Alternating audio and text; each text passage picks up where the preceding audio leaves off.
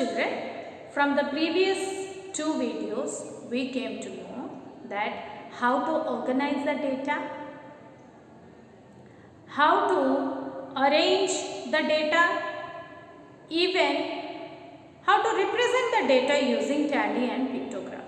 But overall, what is the necessity of arranging and representing this data through different modes like through pictograph or through tally marks is required? Why it is required? If we are asked few questions related to these data, then sometimes it becomes very difficult for us to answer if the data is not organized and it is not arranged. Now, once if the data is represented either through tally marks or through pictograph, it becomes very easy for us to interpret the data. What do you mean by interpretation of the data? This is that understanding the given pictograph or understanding the given tally mark and trying to answer to the given question. So here let us solve few sums and discuss the questions given in warm-up exercise so that we can better understand what is the interpretation of data. But first let us start with the first question of warm-up exercise, that is the first one is write T for true and F for false statement. So the first statement given to you is representation of data using symbols, pictures or icons is called as icon graph. What is it called? Is it an icon graph? No, it's a pictograph. So the first statement is false. Next we have data is a collection of numbers or facts to give some information. Yes, of course. Data means it's a collection of numbers or facts that give us some information. So the second statement is true. Now let us come to the second question in the warm-up exercise, which is use the following pictograph to answer the questions that follow. So here a pictograph is given to you and you have to study this pictograph first. What are the details and information you get from the pictograph that you have to see, and then you have to try to answer to the questions given below. So first let us understand the pictograph. Here it is mentioned that in the first column you are given the 4 months, first 4 months of a year, that is January, February, March and April. Whereas what is given in the next column we are having few pictures or symbols where this tells us number of smartwatches sold in the first 4 months of a year. So in the month of January, how many smart watches were sold? In the month of February, how many watches were sold? And in the month of March and April, how many watches were sold is being represented through these pictures. Now, without the key of these pictures, we cannot know how many watches were sold. So, the key is given here. What does this rectangular shape represent? Rectangular shape tells us that it is equal to 150 smartwatches. Whereas a square shape or the half size of the figure rectangle gives us the information that it is equivalent to 75. Now, I always suggest to the children, whenever you are given only a pictograph and you are asked few questions to answer by observing the pictograph, then what you will do, you just take a pencil and try to write down how much is the value for every data or the information given here. Like, as we all know, each rectangular piece or figure represents 150 smartwatches, whereas one square figure represents 75 watches. Now, let us calculate here itself. So, we have how many rectangular shapes here? 1, 2, 3, 4. So 4 150s. 4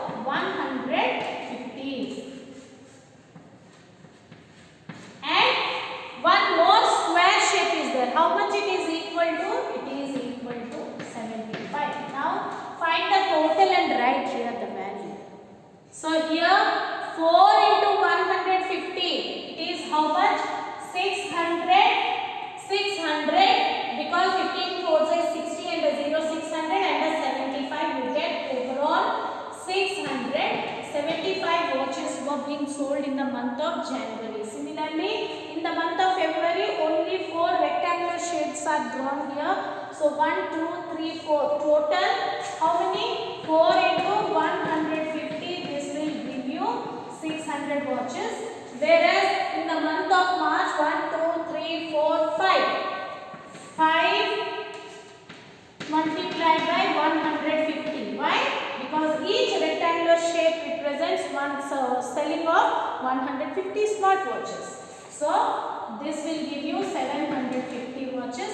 Whereas in the last case, in the month of April, we have 3 rectangular shapes and 1 square shape. So calculating 3 rectangular shapes means 3 multiplied by 150 and 1 square shape means 75.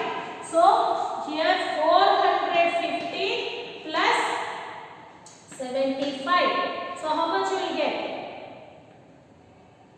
5 to 5. 525 watches. Now your values or the number of watches sold in every month is ready here itself on your pictograph.